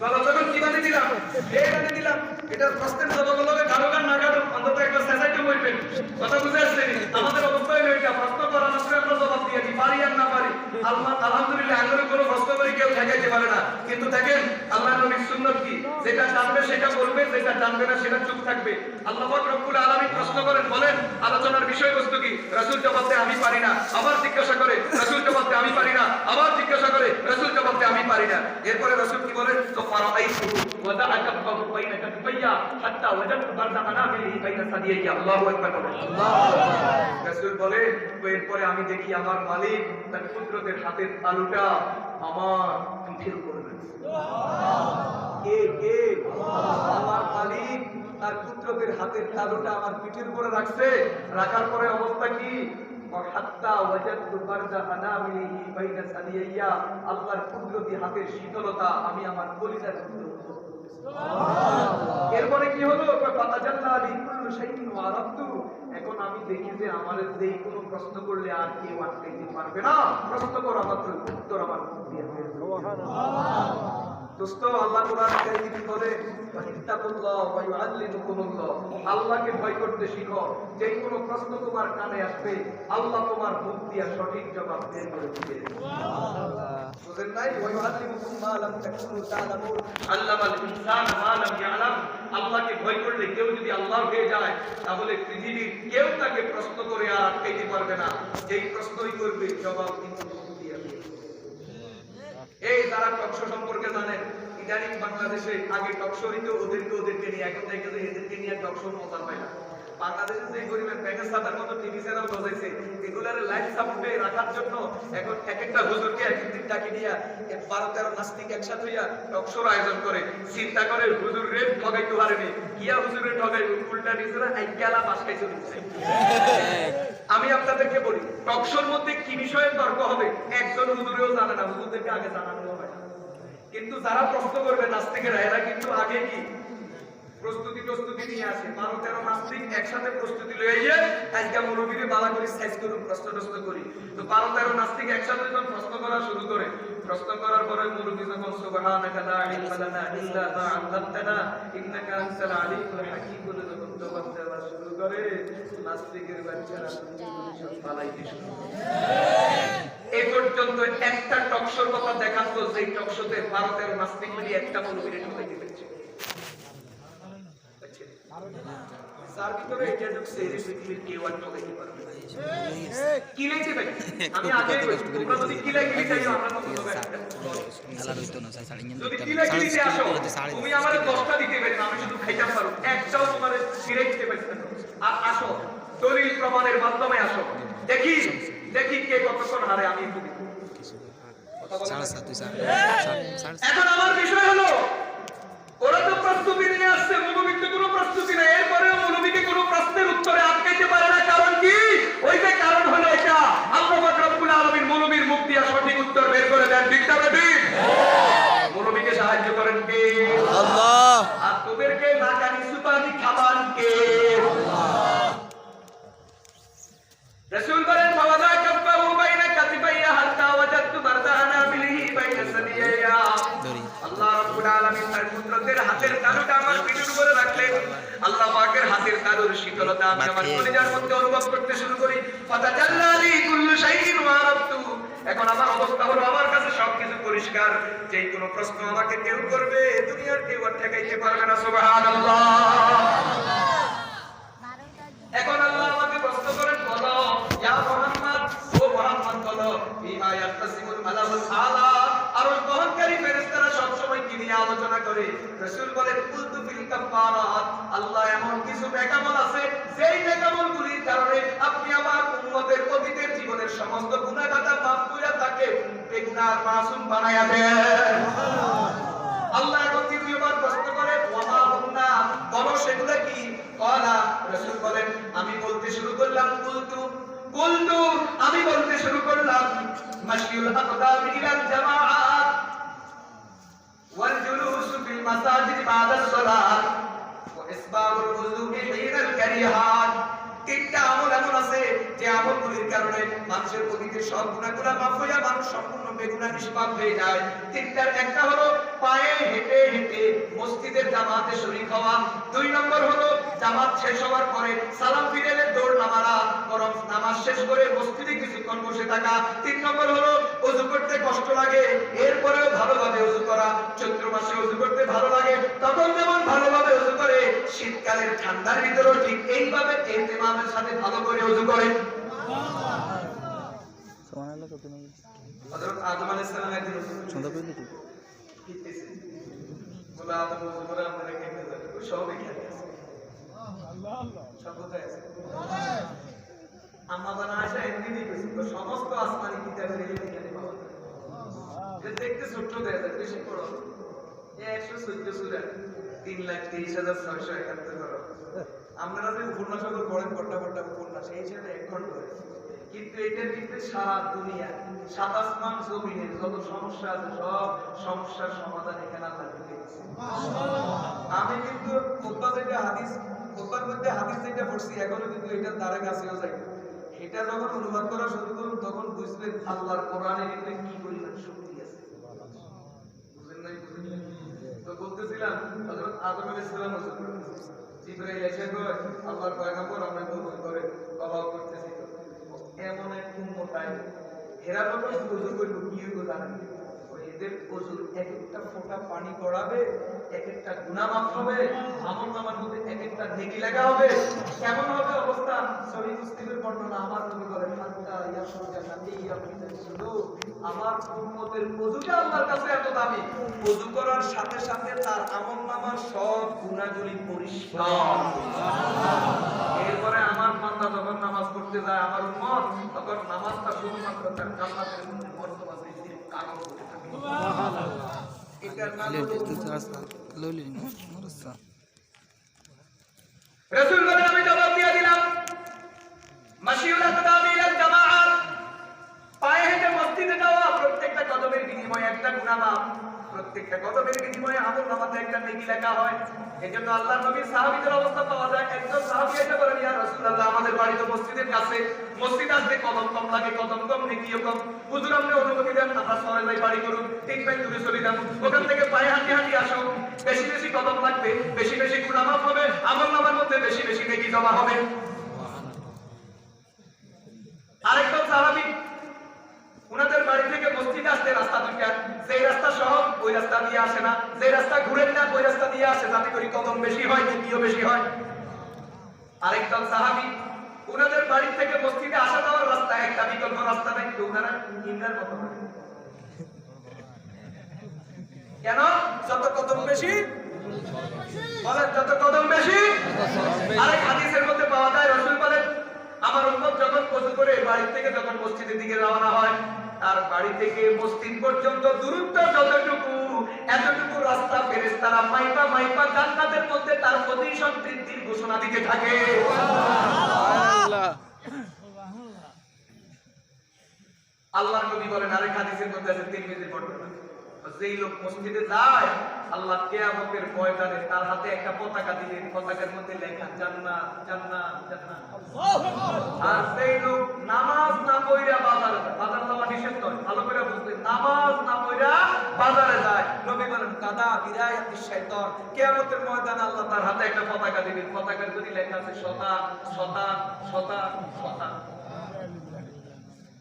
এরে মানিজ্য কিছু থাকতো না, আমি তোমাদের মান সম্মান যতটুকু নোয়াখালী বাজারে হেরে দিয়ে ঘুরতে আসি, বাকিটা আল্লাহ হেরে দিয়ে মানুষের কথা কয় না কা? আমি নিজের থেকে বলতেছি না, রাসূলের হাদিস বলতেছি। আরেক হাদিস আল্লাহর নবী বলেন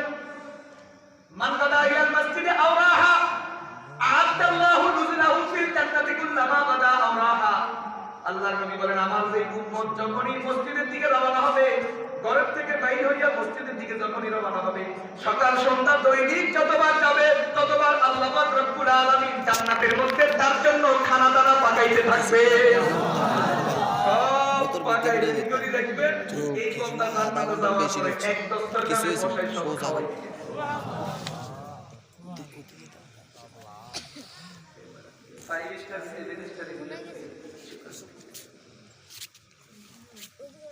জান্নাতে যাওয়ার পরে দেখবে যে তার ওয়ান্ডো 7 স্টারে ঘুমায় আর তুমি তো মেহমান, বুঝলেন নাই? জান্নাতে যাওয়ার পরে দেখবে যে জান্নাতে তার ওয়ান্ডো কোথায় ঘুমায় 7 স্টার আর তোমার মেহমানের অবস্থা কি? এই জন্য যত আনন্দ আর মজা সব কোথায় জমা? বলেন কোথায় জমা? মাশিউল আকদাম ইলাল জামাআত ওয়াল জুলুস বিল মাসাজিদ বাদা সালাত ওয়া ইসবাবুল ওযুফি বাইনাল কারিহাত। এরপরে আল্লাহ আবার জিজ্ঞাসা করেন সুম্মা ফিমা, বলো ফেরেশতারা আর কি কি নিয়ে আলোচনা করে? রাসূল বলেন কুলতু ফিত দারাজাত, আমার উম্মতের এমন কিছু নেকামল আছে যে নেকামলগুলির কারণে জান্নাতের মধ্যে আমার উম্মতের মর্তবা বৃদ্ধি হতে থাকে। একটা উদাহরণ দিলে বুঝতে সহজ হবে।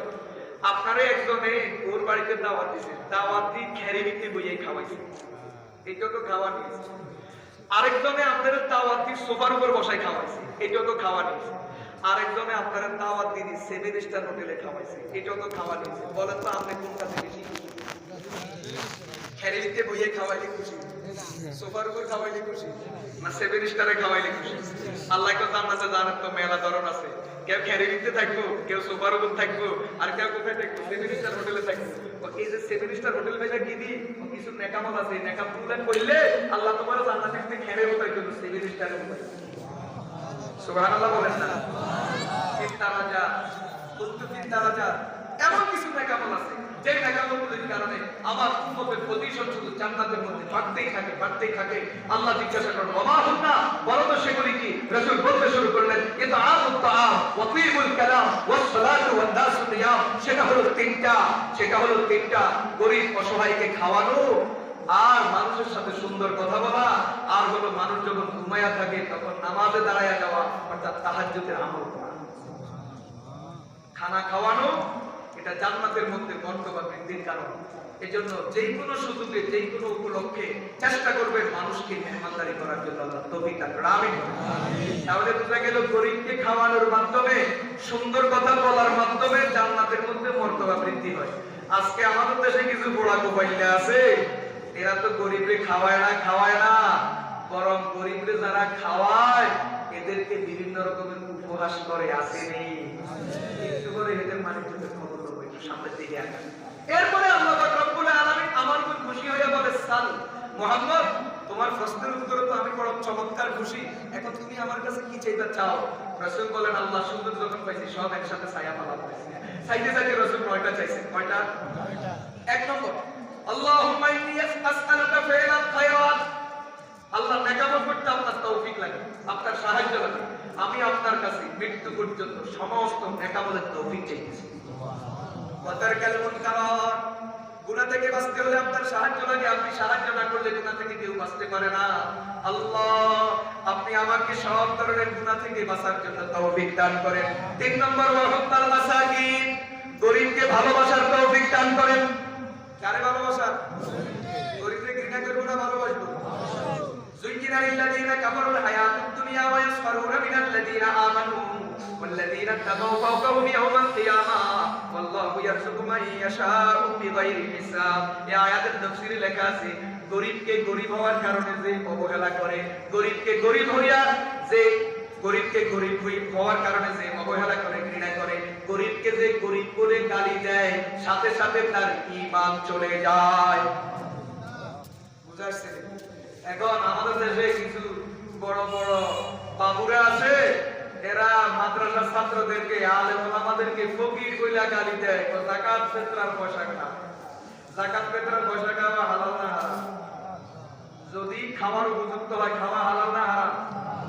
হালাল। তাহলে ওরা হালাল লাগাইতেছে, আর হালাল খাওয়ার কারণে তুমি ওদেরকে গালি দাও। তো তোমরা তো চাঁদাবাজি করো, আরেকজনের পকেট মারো, মানুষের জিম্মি করে টাকা আদায় করো, এটা হালাল না হারাম? তাহলে তোমরা হারামটা খাইয়া বড় মজা পোলা পাইতেছো, বড় খুশি। আর পোলা পাইকারা মাদ্রাসার ছাত্ররা হালাল দেখায়, ওইটা তোমাদের সহ্য হয় না। তার মানে তোমরা চাও মাদ্রাসার ছাত্ররাও তোমাদের মতো চাঁদাবাজি করুক, ঠিক না বেঠিক? কথা বলেন না কেন? এই মাদ্রাসার ছাত্ররা যাকাত ফিতরা কালেকশন করে, মাদ্রাসায় ব্যয় করে, এটাতে মুসলমান দিয়া খুশি না নারাজ?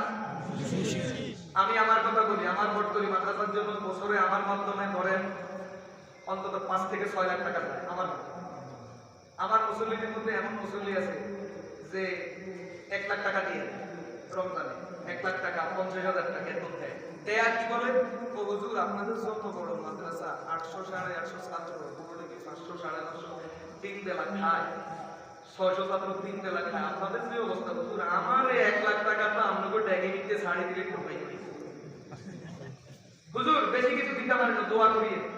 আবার কি তো হুজুর কারো কাছে কই না, শরম আইয়া নিয়ে 1 লাখ দিতে। আমার এক মুসল্লি ছিল, মারা গেছে আজ থেকে 5 মাস আগে। ওই মুসল্লির প্রতি রমজানে হয়তো সে ফোন দিত, না হয় আমি ফোন দিতাম। ফোন দিলে কি করতে, হুজুর মনে চাইতেছে বর্তমানে মাদ্রাসার জন্য কিছু করার জন্য, তবে হুজুর এই সমস্যা, দোয়া করেন হুজুর, বড় একটা নিয়ত আছে, আল্লাহ যদি আমার সমস্যাটা উদ্ধার করে ইনশাআল্লাহ মাদ্রাসার জন্য বড় একটা খেদমত করব। তাহলে আমাদেরকে দিয়া দোয়া চায়, দিয়া কেউ হুজুর বেশি দিতাম পারি না, দোয়া চায়।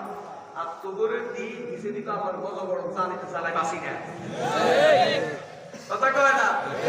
আর কত ভালো হতো, এই জন্য তোকে হুলাইন মানুষ, তোকে হুলাইন মানুষ না, তোকে হুলাইন গাঁজাখোর, মদখোর, বাবাখোর, ওকে ক্যান্সার আর ওকে প্যারালাইসিস। এরপরে তোকে অবস্থা কি, সরকারি চাকরি সাড়ি টানের হবে, তোকে ঠিকানা গাজীপুরে বৃদ্ধাশ্রম। এই দেশের বহু সচিব, বহু উপসচিব এখন বৃদ্ধাশ্রমে থাকে। ফলাফাইনগুলা কানাডা, অস্ট্রেলিয়া, রাশিয়া, আমেরিকা সব সিটিজেনশিপ পাইয়া, সব সেটেলড হইয়া, বুড়া বাবা আর বুড়া মারে কর্মচারীর কাছে রাখি গেছে। কর্মচারী এক করিয়ে নেয়, আরেক করিয়ে আনে, কথা কয় না কা? শরম আসেনি তুমি বড় বড় কথা কইছি না, মান সম্মান কিছু দেখতে। আর শুনেন, শুধু এই এদেশের কওমি মাদ্রাসার ছাত্ররা ফকির। আমি কয়জনের নাম বলুম, এই দেশের বহু মন্ত্রী, বহু এমপি, বহু সচিব, বহু প্রশাসনের বড় বড় লোক এবং বহু শিল্পপতি, যারা এক সময় বিড়ির লেঞ্জা টোকাই টোকাই গেছে। আবার কই যে কি গেছে বিড়ির লেঞ্জা, এরা এক সময় হোটেলের কর্মচারী ছিল, পড়ালেখা করিব, মা বাবা পয়সা দিতে পারে না, তো হোটেলের মেসিয়ারি করি, ওখান থেকে যা পাইতো এটা দিয়ে পড়ালেখা করতো। তো মেসিয়ারি করতে গেছে, আর থালা প্লেট বাড়ি দুটো গেছে, হাত থেকে হরি খেলা সেটা ভাঙি গেছে। তো দোকানের ম্যানেজারে এমন জোরে গাদা বাড়ায় এক লাঠি দিছে, লাঠির লগে 14 আর দূরে যে রাস্তার উপর পড়ছে। হাতে ওর সরকারি চাকরি হয়, হাতে বলে দিকে রেখা ফকির ফন্ডির। শরম লাগে না তোমাদের? মূল্যবিকের ফকির বলি গালি দিয়ে এটা রাজপুত হইছে, এখন 1000 কোটি টাকার মালিক, এটা 100 কোটি টাকার মালিক, এটা এখন এমডি হইছে, এটা এখন কোম্পানি হইছে, এটা এখন শিল্পপতি হইছে। আমাদের অতীত কি ছিল খবর না, কাকে জানি না। আল্লাহর কোরআন বলে আপনাদের ঈমান বাঁচানোর জন্য বলি, ফকিরকে যদি ফকির বলে গালি দেন সাথে সাথে বেঈমান হয়ে যাবে, ঠিক না? খবরদার, গরিবকে কখনো অবহেলা করবেন না। আল্লাহ নবী কি ছিলেন? গরিব। আল্লাহ নবী এতিম ছিলেন না? আল্লাহ নবী গরিব ছিলেন না? বরং আপনারা এই দেশের কওমি মাদ্রাসার শুকরিয়া আদায় করা দরকার। কেন? কওমি মাদ্রাসাতে এমন ছেলে পড়ে যার মা নাই, এমন ছেলে পড়ে যার বাবা নাই, এমন ছেলে পড়ে যার মাও নাই বাবাও নাই, এমন ছেলে কওমি মাদ্রাসায় পড়ে যার মারা তুই বাপ পালাইছে, বাপের তুই মা পালাইছে, এমন ছেলে কওমি মাদ্রাসায় পড়ে যে মাদ্রাসাতে 1 সপ্তাহের জন্য ছুটি দিলে কার বাড়িতে যাবে, কারো বাড়িতে যাওয়ার জায়গা নাই। এমন অসহায় ছেলেদেরকে কওমি মাদ্রাসাওয়ালারা খানা দিতেছে, জামা কাপড় দিতেছে, ফ্রি কিতাব দিতেছে, থাকার জায়গা দিতেছে, পড়ালেখা কইরা তাদেরকে বড় বড় আলেম বানাইতেছে, যাদের ওয়াজে হাজার হাজার মানুষ এখন হেদায়েত পায়, এরকম সোনার মানুষ তৈরি করতেছে। যদি আমাদের দেশে ইনসাফ থাকতো, যদি দুনিয়াতে ইনসাফ থাকতো, তাহলে কওমি মাদ্রাসার মুহতামিমরা স্বর্ণের পুরস্কার পাইতো, সোনার মেডেল পাইতো, গোল্ড মেডেল পাইতো। কওমি মাদ্রাসার মুহতামিমরা মানবতার খেদমতের অবদান স্বরূপ তারা নোবেল প্রাইজ পাইতো, ঠিক না বেঠিক? কেন? যদি কওমি মাদ্রাসাতে যদি এই ছেলেগুলোরা না পড়ানো হইতো, আজকে 52 লক্ষ ছেলে কওমি মাদ্রাসায় পড়ে। মানুষ চুরি করে দুই কারণে, একটা হলো স্বভাব খারাপের কারণে চুরি করে, আরেকটা হলো পেটের দায় করে। এ ভাই, 52 লক্ষ কওমি মাদ্রাসার ছাত্র যদি পেটের দায়ে তারা চুরি করতে নামতো, তা আমনেগো বড় মিয়াগো শান্তি হেডে নিতে হাতে। ঘুমাইতে পারতেন নি। তাইলে এখন যে আপনারা শান্তিতে বসবাস করতেছেন, এটার অবদান কাদের? বলেন। ওলামায়ে কেরাম এই জাতীয় এতিম অসহায় ছাত্রদেরকে পড়ালেখা করাইয়া আজকে তাদেরকে শিক্ষিত বানাইতেছে। যেখানে আপনাদের দরকার শুকরিয়া আদায় করার, সেখানে আপনারা ঘৃণা করেন। এই জুলুমের বিচার আল্লাহর কাছে দিলাম, আল্লাহ আপনাদের বিচার করবে। ঠিক আছে ঠিক? গরিবকে ভালোবাসা কার সুন্নাত? আল্লাহর নবীর সুন্নাত। ঠিক না ঠিক? এজন্য আল্লাহর নবী আল্লাহর কাছে তৌফিক চাইতেছেন, আল্লাহ ওয়াহুব্বাল মাসাকিন, আপনি দয়া করে আমাকে তৌফিক দেন, আমি যেন গরিবকে ভালোবাসতে পারি। 4 নম্বর ওয়া আনতাগফিরালি, আমি আপনার কাছে দোয়া করি আল্লাহ আপনি আমাকে ক্ষমা করে দেন। ওয়া তারহামানি, আমার প্রতি দয়া করেন। মুহাদ্দিসিন লেখেন তো রাসূল যত জায়গাতে নিজের জন্য ক্ষমা চাইছেন, এক জায়গাতেও নিজের জন্য চান নাই, নিজের মাধ্যমে রাসূল উম্মতের জন্য আল্লাহর কাছে ক্ষমা চাইছেন। আসলে আমাদেরকে শিক্ষা দেওয়ার জন্য বলছেন, আমাদের জন্য চাইতেছেন, নিজের জন্য না। এরপরে কি ওয়াইদা আরাদতা বিকওমিন ফিতনাতান ফাতাওয়াফানি গায়রা মাফতুনিন, আল্লাহ আপনি যদি পৃথিবীর মানুষকে ধ্বংস করতে চান, তাহলে আপনি ধ্বংস করার আগে আমাকে আপনি আপনার কাছে নিয়ে যান। আর কি ওয়াসআলুকা হুব্বাকা, আল্লাহ আমি আপনার কাছে আপনার ভালোবাসা চাই। ওয়া হুব্বা মান ইউহিব্বুকা, যে আপনাকে ভালোবাসে তার ভালোবাসা চাই। আর কি চাই? ওয়া হুব্বা আমালিন ইউকাররিবুনি ইলা হুব্বিকা, এমন আমলের ভালোবাসা চাই যে আমলের ভালোবাসায় আমাকে আপনার ভালোবাসার কাছে নিয়ে যান। রাসূল এখানে বলেন আল্লাহ আপনার ভালোবাসাও চাই, যারা আপনাকে ভালোবাসে তাদের ভালোবাসাও চাই। কারণ কি? কারণ স্পষ্ট, কোরআনে কারিমে আল্লাহ বলে দিয়েছেন তো জাহান্নামীরা জাহান্নামে যাবে একা একা। কোথায়? একা একা। জাহান্নামে যাওয়ার পরেও একা। দেখবো তো সব অন্ধকার, জাহান্নামের আগুন কালো। তিরমিজি শরীফের বর্ণনা আছে, আল্লাহ পাক রব্বুল আলামিন জাহান্নামটাকে তৈরি করার পরে লাগাতার 3000 বছর জ্বালাইছেন। কয় হাজার বছর? এরিয়া ভাই, ব্রিটিশের আগুন 20 দিন 22 দিন জ্বলার পরে মাটি সহ উত্তপ্ত হয়ে যায়। জাহান্নামের আগুন দুনিয়ার আগুন থেকে 1000 কোটি গুণ উত্তপ্ত। সেই আগুনকে আল্লাহ পাক লাগাতার 3000 বছর জ্বালাইছেন। প্রথম 1000 বছর জ্বালানোর পরে আগুনের রং হয়ে গেছে লাল, পরের 1000 বছর জ্বালানোর পরে আগুনের রং হয়ে গেছে সাদা, পরের 1000 বছর জ্বালানোর পরে আগুনের রং হয়ে গেছে কালো। আল্লাহর নবী বলেন ফাহিয়া সাউদা ও মুহতারিকা, এটা কিয়ামত পর্যন্ত এইভাবে অনন্ত অসীমকাল পর্যন্ত জাহান্নামের আগুনের রং থাকবে কালো। এজন্য কোন জাহান্নামী জাহান্নামে যাওয়ার পরে দেখবে যে সে একা, এখানে আর কেউ নাই, কারণ অন্ধকারের মধ্যে আর কাউকে দেখা যায় না। জাহান্নামে কোনো আলোর ব্যবস্থা নাই, শুধু অন্ধকারের অন্ধকার। এজন্য একটা হলো আযাবের কষ্ট, আর একটা হলো নিঃশব্দতা একাকিত্বের কষ্ট। সে কবে হাইরে বুঝি আর কেউ জাহান্নামে আসে নাই, কুমার বুঝি আমার কারণ আমি বুঝি একা একা জাহান্নামে আসছি। এজন্য আল্লাহ কোরআনের মধ্যে বলেন সব সময় জাহান্নামের মধ্যে সুরচিৎকার পাওয়া যাবে, মাগো বাবা গো ও আপা গো গেছি গো, মাথা ভাঙিয়ে গেছি গো, কাল মধ্যে দিছি গো, আর বাসা গেছি গো, কাঁদিয়ে গেছি গো, আল্লাহ গো আল্লাহ ও মাগো ও আপা গো। সারা দিন শুধু জাহান্নামের মধ্যে সুরচিৎকার পাওয়া যাবে, জাহান্নাম একা, জাহান্নাম একা, জাহান্নাম একা। আর মুমিনদের অবস্থা কি? আল্লাহ কোরআনে কারিমে কেন জানাই দিয়েছেন, ও মুমিনরা হাসরের ময়দান থেকে জান্নাতে যাবে, দলে দলে জান্নাতে থাকবে, দলে দলে। সুবহানাল্লাহ।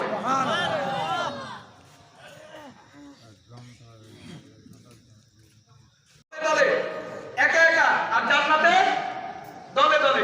একটা উদাহরণ দিয়ে বুঝাই, আমাদের বেগমগঞ্জ স্টেডিয়াম মাঠে বাংলাদেশের যত মন্ত্রী, যত সচিব, প্রধানমন্ত্রী, প্রেসিডেন্ট সব যদি একসাথে হয়, ওখানে যদি আপনি যদি একবার যাওয়ার সুযোগ পান, নিজের কি পরিমাণ গর্বিত মনে হবে, ঠিক না? আল্লাহ এই স্টেজের দিকে তাকাইলে সব মন্ত্রী চেহারা একসাথে দেখা যায়, নিজের বড় কি মনে হবে, ভাগ্যবান মনে হবে। আচ্ছা বলেন তো, যদি নোয়াখালী জেলা স্কুল মাঠে গোটা পৃথিবীর যত প্রেসিডেন্ট আর প্রধানমন্ত্রী আছে 260 গুণে 8 জন, 408 জন, 260 জন প্রধানমন্ত্রী, 260 জন প্রেসিডেন্ট সব যদি জেলা স্কুল মাঠে একসাথে হয়, এরা আমাদের আমি তো দূরের কথা, বহু ইউনিয়ন আর ওয়ার্ড পর্যায়ের নেতারাও জায়গা পাইতো, উপজেলার নেতারা জায়গা পায় কিনা তাও সম্ভব। কিন্তু যদি যাওয়ার সুযোগ পান, আরে অনেকে এদিন খুশি ঠেলায় তুই সেদিন মাথা থেকে কথা কয় না। আল্লাহ বলে শোনো, তুমি জান্নাতে যাওয়ার পরে কি দেখবা? ওয়ামান ইউতিল্লাহ ওয়ার রাসূল ফাউলাইকা মাআল্লাযীনা আনআমা আল্লাহু আলাইহিম মিনান নাবিয়্যিনা ওয়াস সিদ্দীকিনা ওয়াশ শুহাদা'i ওয়াস সালিহিন ওয়া হাসুনা উলাইকা রাফীকা যালিকাল ফাজলু মিনাল্লাহ ওয়া কাফা বিল্লাহি আলিমা। আল্লাহ বলেন তোমার ভিতরে যদি আল্লাহর আনুগত্য থাকে, রাসূলের আনুগত্য থাকে, তুমি জান্নাতে যাওয়ার পরে দেখবা, স্টেজের দিকে তাকাইয়া দেখবা একসাথে 1.5 লক্ষ নবীদের চেহারা দেখা যায়। সুবহানাল্লাহ। আদম তার মুহাম্মদ, আজ মুহাম্মদ তা আদম। শুরু নাম শুনেছো আদমের নাম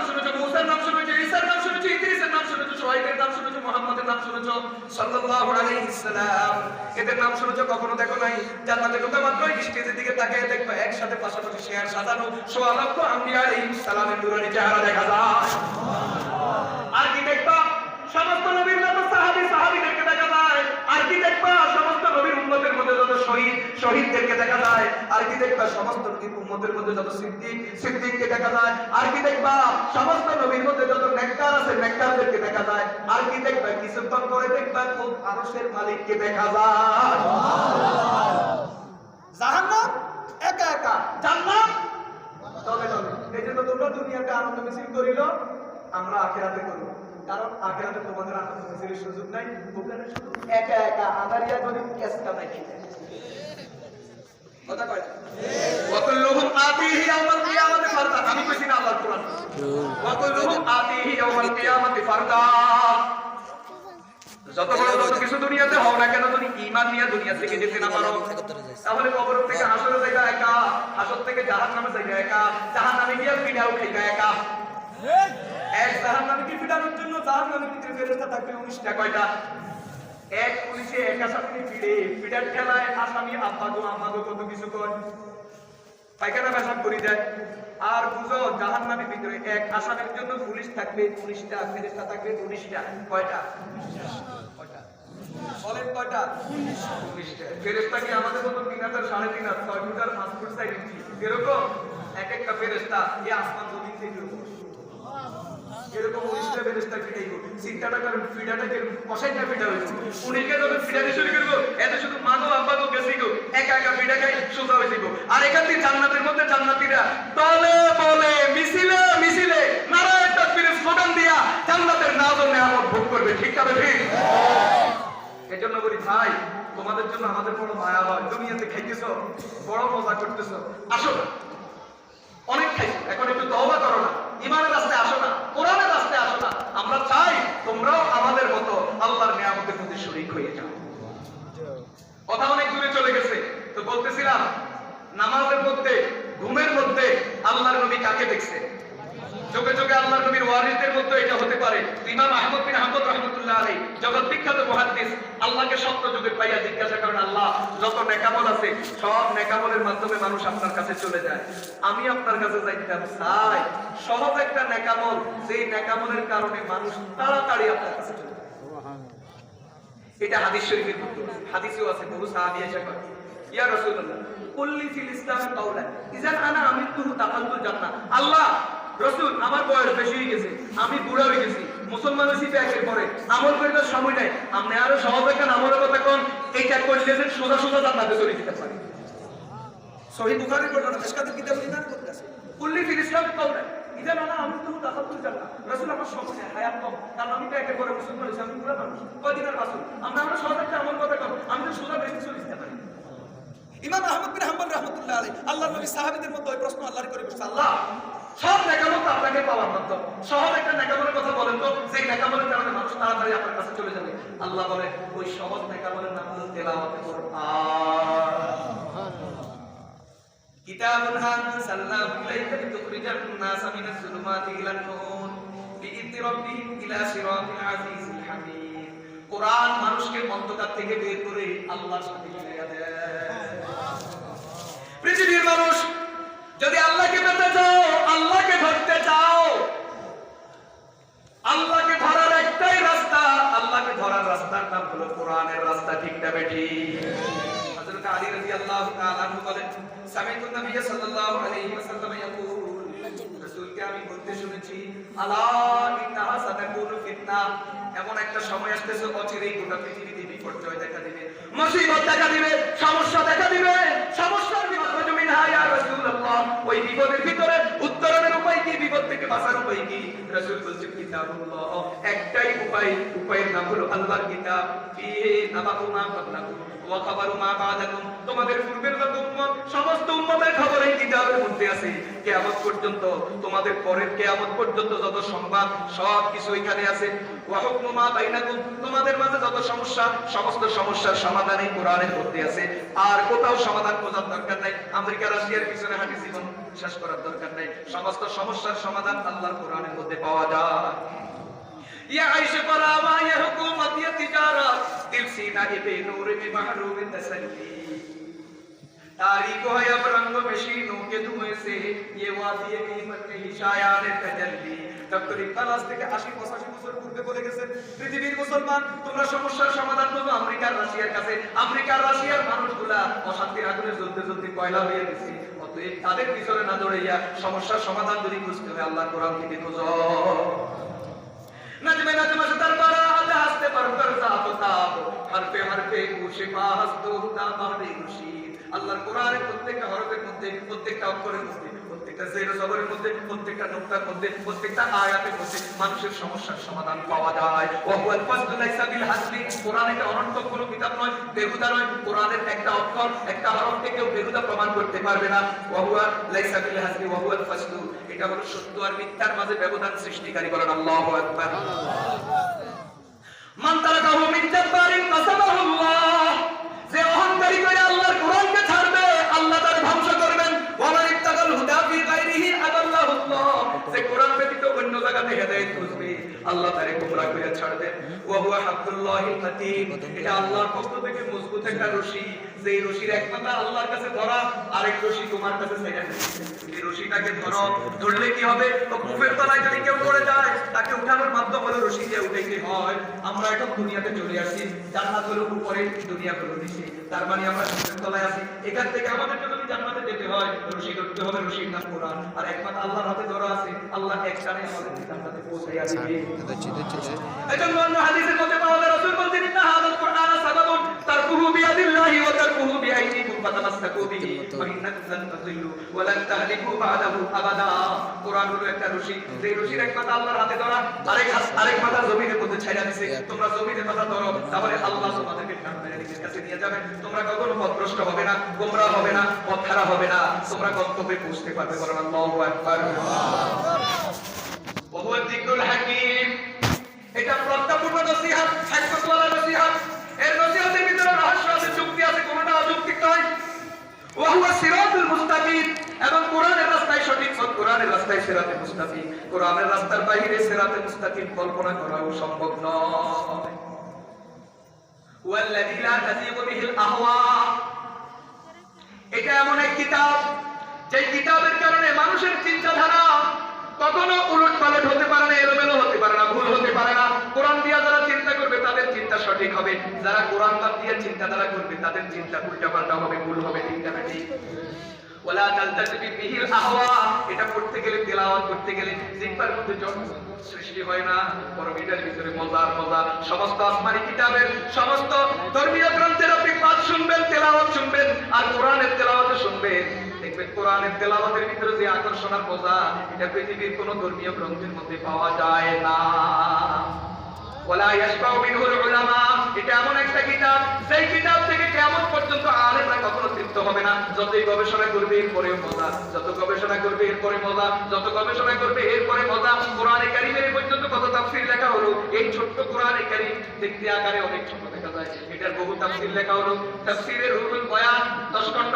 তাফসীরে রুহুল মাআনি 16 খণ্ড তাফসীরে কবির 20 খণ্ড তাফসীরে তাবারি 20 খণ্ড তাফসীরে তাবারি 12 খণ্ড তাফসীরে রুহুল বয়ান 12 খণ্ড তাফসীরে মাযহারি 12 খণ্ড তাফসীরে মারুফুল কুরআন 8 খণ্ড তাফসীরে কাশফ 4 খণ্ড তাফসীরে ইবনে কাসির 4 খণ্ড তাফসীরে খাযিন 4 খণ্ড এইভাবে কত তাফসীরে কিতাব লেখা হলো আমার উস্তাদ থেকে শুনছি আরেকটা তাফসীরের কিতাব আছে দারুল উলুম করাচির লাইব্রেরিতে আমার উস্তাদ থেকে আসছে তাফসীরে ইবনে শাহিব 500 খণ্ড শুধুমাত্র সূরা ফাতিহা তাফসীর আছে 85 খণ্ড বিসমিল্লাহ তাফসীর আছে 25 খণ্ড এত বড় তাফসীর যিনি লিখছেন আল্লামা ইবনে শাহিব রাহমাতুল্লাহ আলাইহি তাফসীর লেখার পরে ভূমিকার মধ্যে লিখছেন আল্লাহ আমারে কোরআনে কারীম সম্পর্কে যত ইলম দান করেছেন ওই ইলমের সাগর থেকে মাত্র এক ফোঁটা আমি এখানে রাখছি এক ফোঁটার পরিমাণ হলো 500 খণ্ড ওয়ালা ইয়াসমাউ মিনহুল উলামা যত গবেষণা করবে এরপরে কখনো ফেট করবে না আল্লাহর কালামের ভিতরে শুধু মজা আর মজা ওয়ালা ইউফলিহু আন কাসরাতির রাতে বারবার তেলাওয়াত করলে এটা কুরআন হয় না কানেরটা কয়দিন শুনলে আর ভালো লাগে না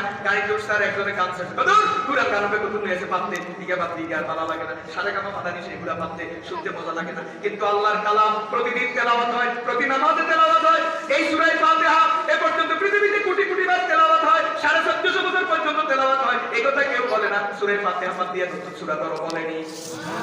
কারণ কোরআন যত তেলাওয়াত করা হয় এটা কোরআন হয় না। ওয়ালা তাকতাজি আজাইবুহু, কোরআনের রহস্য কখনো শেষ হয় না। যতই উদ্ঘাটন করবে রহস্য বের হবে, তো উদ্ঘাটন করবে রহস্য বের হবে, যতই গবেষণা করবে রহস্য বের হবে, এর রহস্য কখনো শেষ হবে না। হুয়াল্লাযী লাম তানতাহিল জিন্নু ইসতামিআতহু হাত্তা ক্বালু ইন্না সামি'না কুরআনান আজাবা ইয়াহদি ইলার রুশদি ফাআমান্না বিহি ওয়া লান নুশরিকা বিরাব্বিনা আহাদা। কোরআন তো এমন একটা কিতাব, আল্লাহর নবী যখন লাইলাতুল জিনদেরকে যখন তেলাওয়াত করে শোনাইছেন, জিনেরা সবাই সাথে সাথে বলে উঠলো, আল্লাহ আমরা তো বড় আশ্চর্যজনক কোরআনের তেলাওয়াত শুনেছি, এটা তো মানুষকে হেদায়েতের রাস্তা দেখায়, অতএব আল্লাহ আমরাও এই কোরআনের প্রতি ঈমান নিয়ে আসলাম। সুবহানাল্লাহ। সেই কোরআনের তেলাওয়াত শুনে জিনেরা পর্যন্ত আল্লাহর নবীর উপর ঈমান নিয়ে আসছে, এটা তো সেই কোরআন। সুবহানাল্লাহ বলেন।